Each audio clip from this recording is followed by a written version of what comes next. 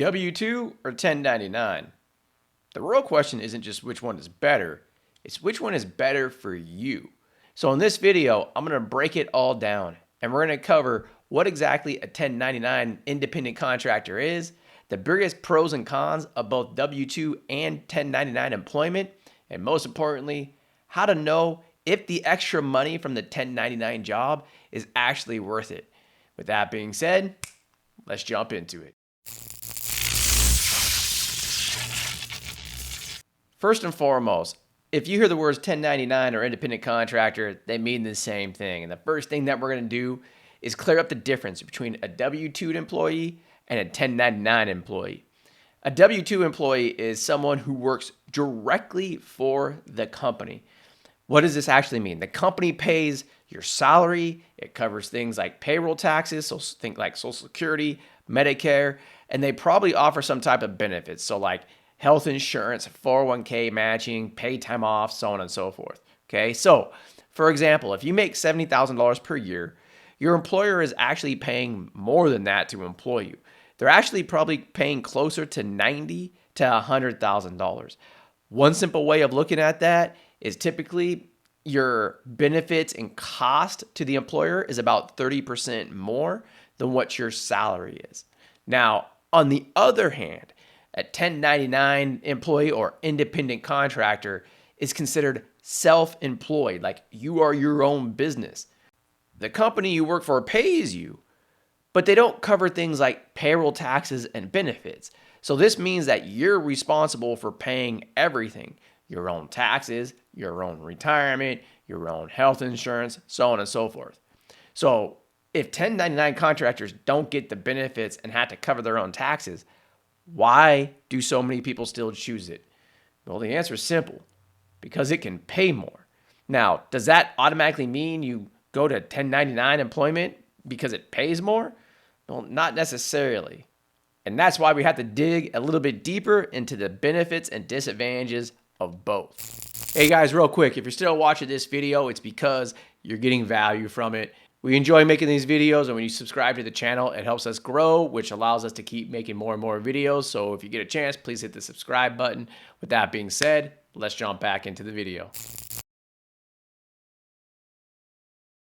So first and foremost, why would anybody stay in a W-2 job instead of jumping to a 1099 job? Well, here are the biggest advantages. First and foremost, the biggest one by far is simplicity. Taxes are handled for you. There's no surprises. There's no quarterly tax payments, no headaches, right? You show up to work, you get a paycheck. Very simple. The second one is that you're guaranteed hours. So many W-2 jobs come with a set salary or a minimum hours like 40 hours a week, which means you have a steady paycheck. And number three, it's a lot easier to get a loan. So for example, like a mortgage. I literally just ran into this the other day. A FitBucks member came to us after getting denied for a home loan because he had just switched from a W-2 employee to a 1099 employee. Again, when you're a 1099 employee, you're considered self-employed, so you have to have 2 years of tax returns in order to qualify for the mortgage. If he had just waited to switch until after buying the house and stayed a W-2 employee, he would have easily qualified. And the reason is that most lenders require 2 years of tax returns if you're self-employed. And again, as a 1099 employee, you're considered self-employed, making it harder to qualify. So that's one of the first questions you got to ask yourself. Would you rather have stable income and benefits or more flexibility and higher earnings potential? And you might be saying to yourself, well, what is that earnings, flexibility, all that potential? What is that you're talking about? Well, that's where we jump in and go through the benefits of 1099 employment. Many companies pay significantly more per hour for 1099 independent contractors because they save so much on payroll taxes, they save so much on benefits and insurance. HR is less strict. There's a number of reasons why companies much rather pay a 1099 independent contractor. Not only that you get paid more, but as a 1099 independent contractor, you also have tax write-offs, unlike W-2 employees.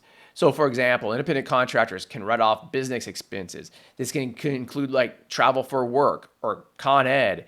A number of different things. Home offices you can write off. Business related meals, meetings, your vehicles, gas, software, specific tools. These are all tax deductions and they can add up very, very, very fast. So write offs is a major benefit. Now, the other major benefit is retirement benefits.